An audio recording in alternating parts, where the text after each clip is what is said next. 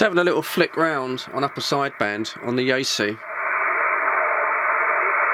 Very, very little skip coming in at the moment. This is mid-March when I'm making this. It does come a bit later in the afternoons, but very little coming into the shack.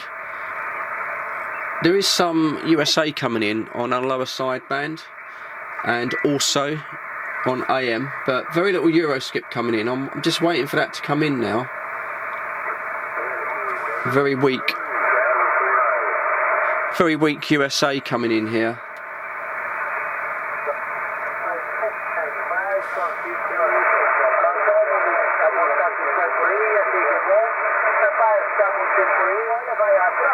It's almost like I've not got the antenna connected.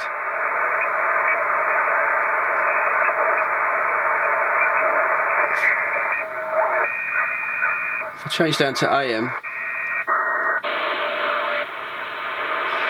once you get around about 27.200, it's best to go down to AM. That's where the action will be. That's it.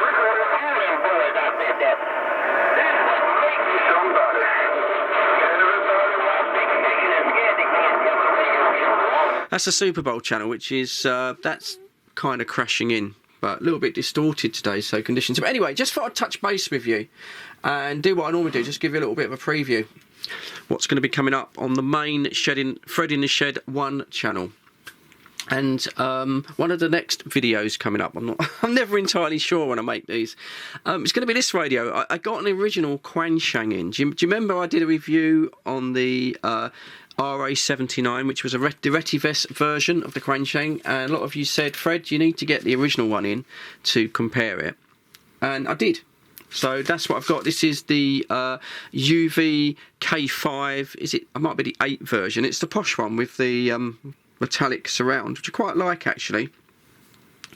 The original version looks exactly the same as the Retivest, and without spoiling that video, I can tell you straight away that I've had these on test and I've both reprogramed them now with Exuma version 0.22, and they're exactly the same, to be perfectly honest. There's really no difference to the performance. All of the menu options. It's actually picking up skip on 27555 just with a standard antenna. It's pretty cool. Yeah, they're all the same. They're the same radio, really. I've had a quick look inside, not taken them apart behind a battery compartment. It's all the same. This one does have a slightly bigger battery, but it's not really anything to write home about. But yeah, basically the same radio. I don't know about the really cheaper versions of the UVK5. I know some of you have picked them up for ridiculously cheap, like £12–14. They're non-branded. I don't know about those, whether there are some compromises, but certainly the Retivest version and the original Quanshang, it's the same radio. To stop any arguments, because there's been a few arguments on people saying about which is best. They're just basically the same radio. So that's going to be coming up on Freddy in the Shed 1. It's just going to be a basic review, and I think you've all seen that before. But what I do include is I've worked out how to do a frequency scan between a high and low frequency, which is very useful for CB and also PMR use and stuff, because I'll be using these on PMR because I'm not licensed to use them on 2 meters and 70 sems. So yeah, I worked out a scan, so that'll be in the longer review. We look at the radio, and I'll make a little shorter video as well, because I think that's quite useful. And the same thing with the spectrum scope. Again, everyone's kind of done it before, but I put it all in one video. I've worked out how to set a frequency scan on the spectrum scope and expand the spectrum and set the squelch line and everything. So I'll include all that because it will be quite useful. So that will be coming up fairly shortly on Freddy in the Shed 1. Also got this radio in. This is the Bofang K5 Plus, which I'm only just started looking at this radio. I can't tell you too much about this one. That will be coming up even more into the future. A couple of people have commented and said, Fred, you must be getting quite a collection of radios at the moment. And you know, you're right, I have. I tend to keep things. I tend not to sell things on. I occasionally do give away radios to people I know. But yeah, if I zoom around over here, you don't normally see this. I've got some shelving up now, and as you can see, those are all boxes of all radios. Most of these were sent in for review. This side is more radios that I've purchased. But yeah, like everyone else, it does become quite addictive. You have to be careful that you end up buying shortwave radios, and as long as you keep it under wraps, it's like any hobby, isn't it?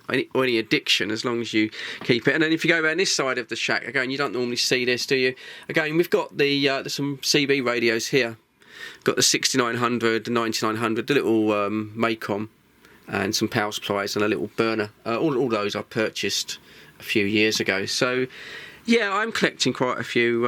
I've got other hobbies as well. I've got other hobbies as well, like flight simulation and driving simulation and all other stuff. I don't never get around to showing you really. But yeah, so anyway, that's what's going to be coming up. As always, I hope you're all keeping well. Weather's really bad in the UK at the moment. Every time I want to do something outside, it just keeps bloody raining. So it's been a very, very wet winter so far. But we are heading into spring now. There's a few little projects outside that I want to do with Mrs. Fred, which I might put up on this channel. I might not. We'll see how it goes. Anyway, waffling on. So as always, thank you for tuning in to Fred in the Shed 2. It's very small. It's like a little private channel, really. There is the thumbs up from me. As always, just hit me a thumbs up before you go. That will really, really help Fred in his Shed too. It gets so little views anyway. It really helps. Please, please, please, look after each other for me. Stay safe, guys. Yeah, catch you all on the next one on the main channel. Cheers, guys.